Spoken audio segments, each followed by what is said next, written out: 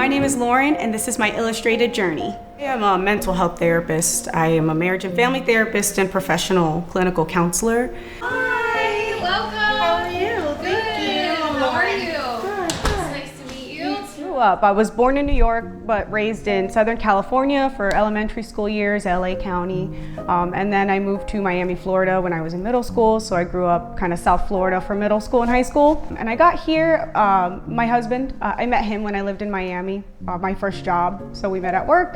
And he was from here and he always wanted to come back. He was down there for college, just working at a PF Chang's, going to school. And he always talked about this Akron place. So I was like, you let me know when you're going there and we'll part ways. But you know, eventually we just ended up staying together and ended up here together. And I like her, in this one I really like the fur on the tip of her ears, that it shows a little bit. Yes, like and we can make sure that I pull that detail out. Yeah. Just have. She and her sister have that cute little tip I of the love ear this fur. face. My brother adopted this adorable black cat he found on the street walking home from the bus stop, and she was like this big.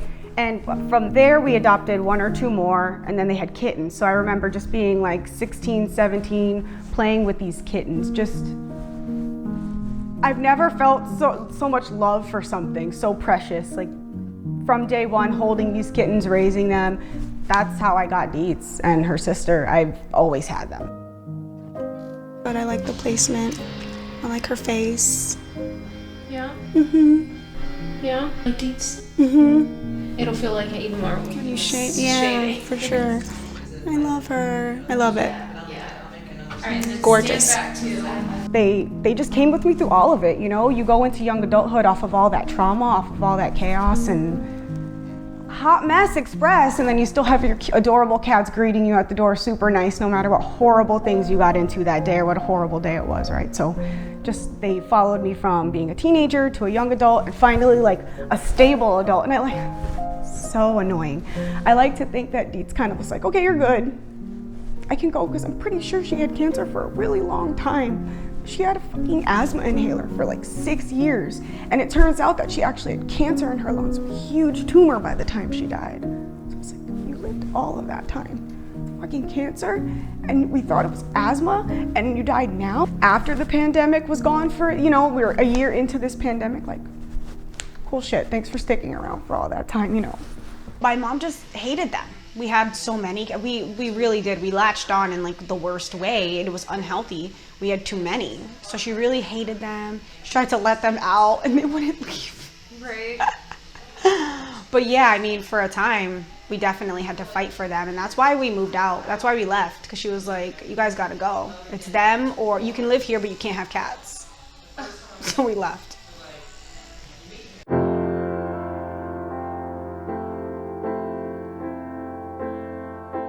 We come from a family of just generational, just fucked up shit. And my dad struggled with crack cocaine addiction.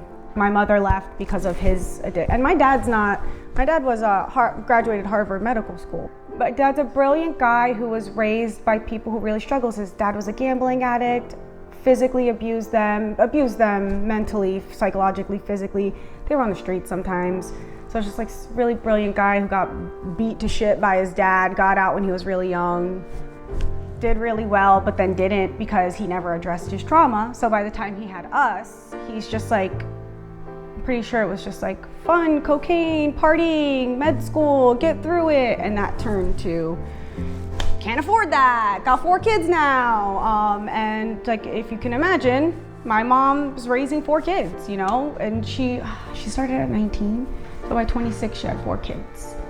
So it was just really hard, basically single mom I was raised by. My dad was around, in and out. I know him well. I know him better now than ever. We have a relationship and everything, but it was just awful. And you have this woman raising 4 kids, this dude in and out, making things harder because he's a hot fucking mess. My mom moved us from California to Florida. He did not follow us there. So that's kind of just like where truly single mom. My older sister was an adult by then. My little brother was with my dad at this point, and people think Miami's fun, but they don't know what it's like to be a real person living in Miami, Florida. So I was raised in Miami Beach from 12, and I left when I was 20 maybe. And that's just like being a poor person in Miami Beach is no fun. Just like everyone's parents are single. We're all just like roaming the streets, smoking weed, doing coke, like going to clubs because we dress sexy and they let us in. Like all the things you could imagine growing up in Florida, in South Florida. And it was just you and your brother. Yep. It was just me and my brother. Poor thing. How's he doing? You know, my brother has a really, really bad. He's always been my best friend since we were teenagers. He's doing good now. He's doing better than any of us now, but he really, really. You want to talk about the kind of low lows you think about with addiction? My brothers are the ones who got to like homelessness, that kind of stuff, like in and out of jail, hard drugs. Yeah, you just kind of like everyone who loved him, who expected him to like do way better. Again, brilliant mind, unresolved trauma, bad combination. But now he's like living up to what we all thought he would, for sure. He looks good, takes care of himself, works, makes good money, lives in a nice place, has a nice car. So good. He deserves it all. He's like helping take care of our parents because they're getting old and just messy. It's not, there's no shame in your pet dying and you being so attached to that pet that you would get her tattooed on your arm. There's no shame in the bond that is built between human and their pet animal. Like my older brother flew here from Florida after she died because he was like, oh no, like he dropped everything and came here for a week just to make sure I was eating and getting out of the house. There's not some limit to empathy. It's true that people think that there's some limit to who they could love or how they could love or who they show empathy to and what's right and wrong in that realm, but I truly don't. There's no finite pool. There's enough to go around. It looks more like her than I could have hoped. Hey girl, I love her. It looks so good. And we have her little ear hairs on top. Yes. Just like we needed them. It's like overwhelming a little bit. I can't believe it happened. Oh, thank you so much. Did this without a glove. I won't. Don't get this on. Right, don't get this on. I think just about every aspect of tattooing is therapeutic. I mean, coming in and sharing your story, talking about why it is that you want the piece and what the piece represents to you is right off the bat.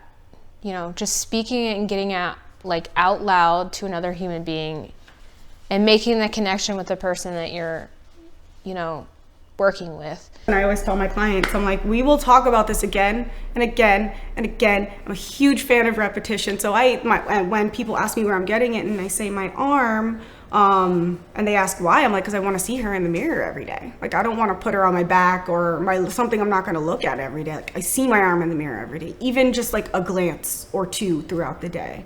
So I 100%, that repetition is helpful. The reprocessing over and over, the remembering the stories, remembering the feelings, right? If you want to heal from anything, you have to address it. So I always compare it to a physical wound, a mental wound. It's like, if you don't address your festering infection on your leg, how are you ever going to heal it? You're going to lose your leg or something or get MRSA, right? So if you don't address your festering grief that's just swirling and it's starting to affect your behaviors and how you function in life, you're never gonna feel better. It's just gonna keep festering. The bottle doesn't get bigger, it just explodes. So it's just like, face it, remember it happened.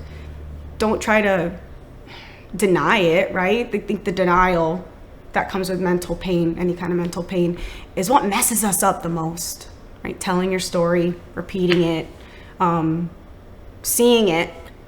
Seeing her beautiful face will be very helpful for me every day.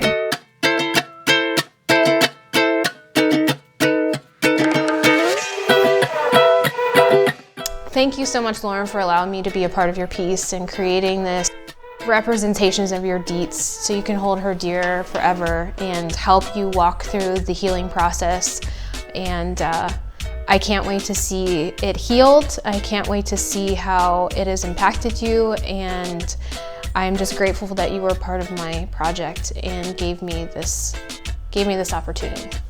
So I wish you the best and hope to see you again. All right. Hopefully I don't.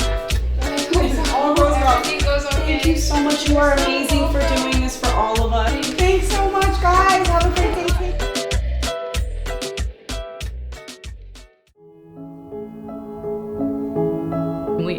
basically got to watch our whole family say goodbye to Mom. And I mean, she was really it for our family. Like, genuinely the person that if there was a problem, if there was a happy thing, if there was a sad thing, like, she was the first person every single person called. And we had told them, like, you know, she's registered as an organ donor. Like, what can we do with that? And they were like, oh, wow, like, yeah, this is great. We usually don't even look that up yet. And then Monday morning was her hero day, and we got to walk her down the hallway to the operating room and say goodbye, and they were awesome. And we actually get to meet her right kidney recipient.